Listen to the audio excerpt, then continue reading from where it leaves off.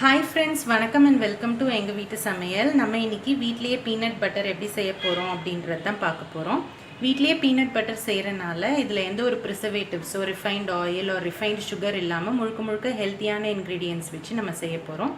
ரெசிபிக்குள்ளே போகிறதுக்கு முன்னாடி பீனட்ஸோட health benefits என்னென்னு பார்த்துடலாம்.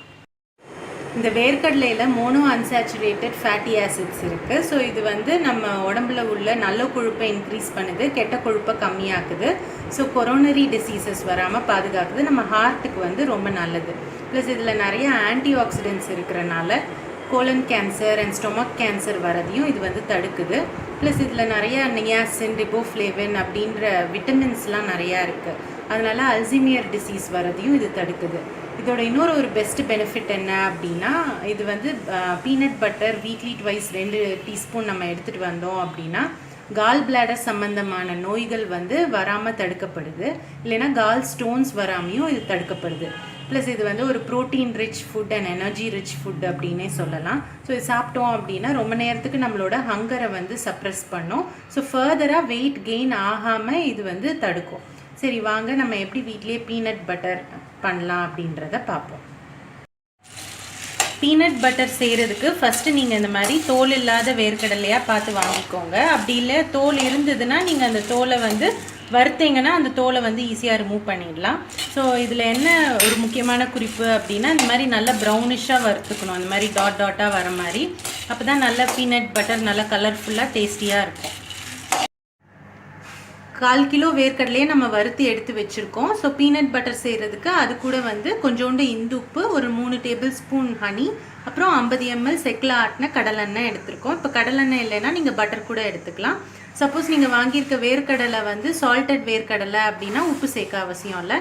நாங்கள் அன்சால்ட்டடாக வாங்கியிருக்கனால இந்துப்பு கொஞ்சம் சேர்த்துக்கிறோம். சரி, வாங்க எப்படி செய்யலான்றதை பார்ப்போம். மிக்சியில் நீங்கள் வேர்க்கடலையை ஆட் பண்ணிக்கோங்க. ஸோ இந்த பீனட் பட்டர் செய்கிறதுக்கு மிக்சி ஸ்பீடு ஜாஸ்தியாக இருக்கணும், மோட்டர் நல்லா இருக்கணும், அப்போ தான் இழுக்கும். அப்படி இல்லைன்னா இழுக்கிறதுக்கு கஷ்டமாக இருக்கும். ஸோ அந்த மாதிரி டைமில் நீங்கள் 100 கிராம்ஸ் அந்த மாதிரி நீங்கள் போட்டு ட்ரை பண்ணலாம். கொஞ்சம் அரைச்ச பிறகு நீங்கள் சால்ட் ஆட் பண்ணிக்கோங்க.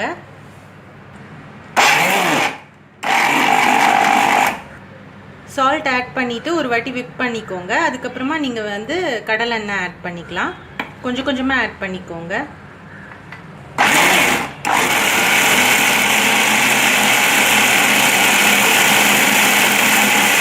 இப்போ 3 டேபிள் ஸ்பூன் ஹனி ஆட் பண்ணிக்கோங்க. சுவையான பீனட் பட்டர் ரெடி ஆயிடுச்சு. ஸோ நீங்கள் இதை நீங்கள் வீட்டில் ட்ரை பண்ணும்போது நீங்கள் எடுத்துக்க வேண்டிய குறிப்பு என்ன அப்படின்னா, நம்ம இந்தியன் மிக்சி பொறுத்த வரைக்கும் நமக்கு 750 வாட்ஸ் பவர் ஆர்டினரியாக எல்லா வீட்லேயும் இருக்கும். ஸோ அந்த மாதிரி இருக்கும்போது 1/4 கிலோ நீங்கள் வேர்க்கடலை எடுத்துக்கிட்டிங்கன்னா ஃபுல்லாக நீங்கள் போட்டு அரைக்கக்கூடாது. பாதி போட்டு அரைச்சிட்டு அதுக்கப்புறம் தான் மீதி பாதி போடணும். பாதி பாதியாக அரைச்சாதான் இது நல்லா அரைப்படும். ஏன்னா மோட்டர் ஸ்பீடு இதுக்கு ரொம்ப முக்கியம். ஸோ ஃபுல்லாக போட்டிங்கன்னா அது இழுக்காது. ஸோ உங்களுக்கு கரெக்டாக வராது. தவிர நீங்கள் உப்பு ஆட் பண்ணும்போதோ இல்லை ஹனி ஆட் பண்ணும்போதோ நீங்கள் 2 நிமிஷம் நீங்கள் அரைச்சிட்டே வரணும். ஸோ டோட்டலாக ஒரு 15 நிமிஷமாவது ஆகும் இந்த பீனட் பட்டர் தயாராகிறதுக்கு. இந்த மாதிரி ஒரு பட்டரி டெக்ஸ்டர் வர வரைக்கும் நீங்கள் அரைக்கணும். ஸோ நீங்களும் ட்ரை பண்ணி பார்த்துட்டு உங்களோட ஃபீட்பேக்கை எங்களுக்கு கமெண்ட்ஸாக போஸ்ட் பண்ணுங்கள். இந்த வீடியோ உங்களுக்கு பிடிச்சிருந்ததுன்னா லைக் பண்ணுங்கள், ஷேர் பண்ணுங்கள், சப்ஸ்கிரைப் பண்ணுங்கள். மறக்காமல் பெல் பட்டனையும் டேப் பண்ணுங்கள். அப்போ தான் எங்களோட ரெகுலர் அப்டேட்ஸ் உங்களுக்கு சேரும். தேங்க்யூ.